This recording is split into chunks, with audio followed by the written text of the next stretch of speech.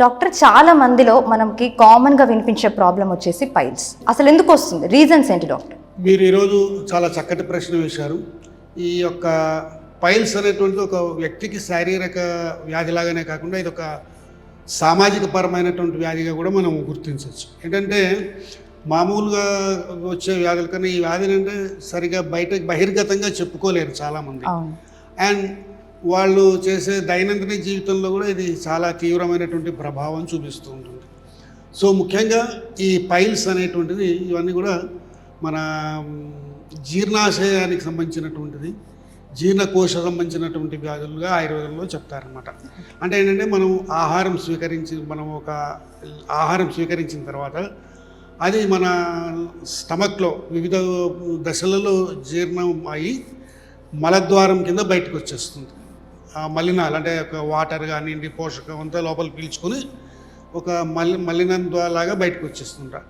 ఈ బయటకు వచ్చే ద్వారం దగ్గర ఏర్పడినటువంటి వ్యాధులనే పైల్స్ అని కానీ, ఫిస్టులా అని కానీ, ఫిషర్స్ అని కానీ రకరకాలుగా చెప్తూ ఉంటారు అన్నమాట.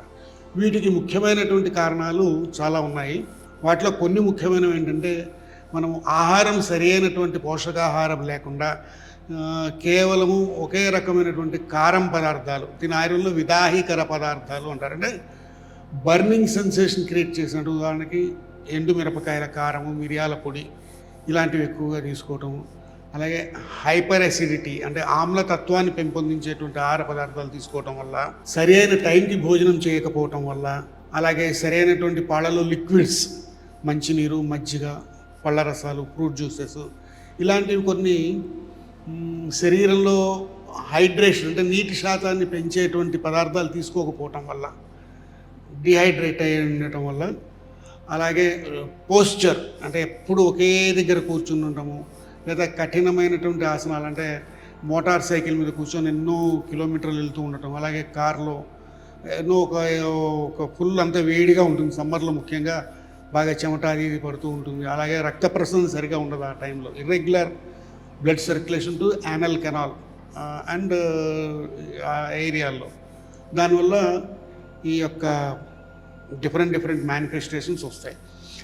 ఇందులో పైల్స్, ఫిషర్స్, ఫిస్టులా అని 3 డిఫరెంట్ విభాగాలు అన్నమాట. ఈ పైల్స్ అనేవి ఏంటంటే మన యానల్ కెనాల్ చివరి భాగంలో ఒక రకమైనటువంటి కండరం ఉంటుంది, దాన్ని గుద కండరము అంటారు. ఏంటంటే మనం తీసుకున్నటువంటి ఆహారం కానీ ఏదైనా డైజెస్ట్ అయ్యి విసర్జించి, అది మామూలుగా గట్టిగా మూసుకునే ఉంటుంది. ఆ విసర్జించే టైంలో అది తెరుచుకొని మలాన్ని బయటకు వదిలేస్తుంది అనమాట. సో దీనికి మూడు రకాలైనటువంటి స్పింక్టర్స్ అంటారు ఇంగ్లీష్లో. స్పింక్టర్స్ అంటే కండరాలు 11 o'clock position, 3 o'clock position, 6 o'clock పొజిషన్లో 3 రకాల కండరాలు ఉండి గట్టిగా పట్టు ఉంచుతాయి. ఇవి ముఖ్యమైనటువంటి ఆ జాయింట్స్ మెయిన్గా పైల్స్. వాటిలో చిన్నగా ఉండేవి ఇంటర్నల్ పైల్స్ అంటారు.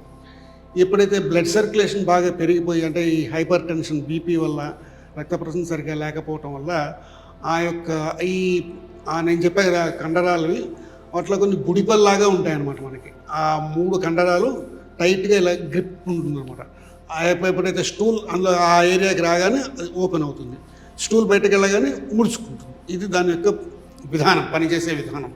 అయితే ఈ పైల్స్ ఏంటంటే ఆ అధికంగా రక్త ప్రసరణ వాటిలోకి వెళ్ళిపోయి మళ్ళీ వెనక్కి రాకుండా అక్కడే ఒక కాయలు బుడిపల్లాగా కట్టి ఉంటుంది అనమాట. సో దానివల్ల అక్కడ ఏంటి, వాపు, మంట, నొప్పి ఇలా ఏర్పడి అవి ఇంకొకసారి ఇన్ఫ్లమేషన్ అంటారు. ఇన్ఫ్లమేషన్ అంటే వాపు. ఈ ఆయుర్వేదంలో వాత, పిత్త, కఫ ఈ త్రిదోషాల వల్ల కూడా జరుగుతుందన్నమాట. బాగా వాపుగా ఉండటం, గట్టిగా ఉండటం, చీములాగా కారుతూ ఉండటం. ఇంకో ముఖ్యమైన ఫీచర్ ఏంటంటే మనం మోషన్ వెళ్ళగానే మలం విసర్జన జరిగిన వెంటనే దానికి బ్లడ్ కారుతూ ఉంటుంది, బ్లడ్ దానికి అంటుకుని వస్తుంది, లేదా మనం చేతితోటి కడుక్కున్నప్పుడు బ్లడ్ టచ్ అవుతుంది, లేదా ఆ బుడిపలు టచ్ అవుతాయి. ఇంకొకసారి మనం మోషన్ అయ్యి వచ్చిన తర్వాత అది ఫౌంటైన్ లాగా కూడా జిమ్ముతూ ఉంటుంది అనమాట బయటికి, ఆ పైల్స్ ఎప్పుడైతే రప్చర్ అయ్యి. ముఖ్యంగా ఏంటంటే కఠినమైనటువంటి ఆహార పదార్థాలు తీసుకుని, ఇప్పుడు బోన్స్ కానివ్వండి, నాన్ వెజ్ కానివ్వండి, లేదా కొన్ని ఆహార పదార్థాలు సరిగ్గా నమలకుండా అలాగే మింగేస్తే ఆ కఠినమైన పదార్థాలు ఆ స్పింక్టర్స్కి, అంటే ఆల్రెడీ ఉబ్బి ఉన్నటువంటి స్పింక్టర్స్ టచ్ అయితే ఆ సెన్సిటివ్ దానివల్ల ఇంకా ఇది వస్తుందన్నమాట. సో ఇది పైల్స్కి సంబంధించినటువంటి హిస్టరీ.